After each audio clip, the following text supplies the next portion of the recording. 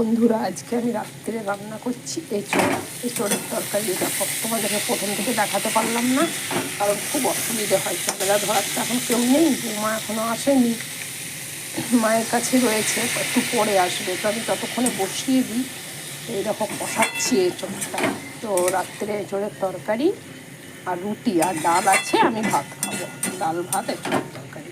তো এই যে এর মধ্যে আমি একটু মটরশুঁটিও দিয়েছি, একটু মাখা করেই করবো। হয়ও মাখামাখি, এঁচোড়ের তো আর ঝোল ভালো লাগে না। চিংড়ি মাছ দিলে ভালো হয়, কিন্তু চিংড়ি মাছ নেই গো, মটরশুঁটি দিয়েই করছি, ভালো লাগবে।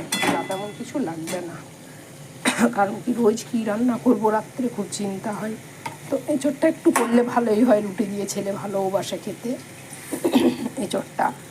এমনি মাছ মাংস ডিম গলা ধরে যাচ্ছে গো, মাছ মাংস ডিম রাত্রে খেতে চায় না ঠিকই, কিন্তু এঁচোড়টা মোটামুটি ভালোই বাসে, একটু মাখা হয়।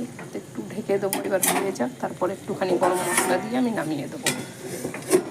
তো চলো, আজকের রান্নাটা তো রাত্রে এইটাই হচ্ছে। আর রুটি করবো, ওইটা আর কি দেখাবো, অন্যদিন আবার রুটি করাটা দেখিয়ে দেবো, এখন আর দেখতে পারি না তোমাদেরকে।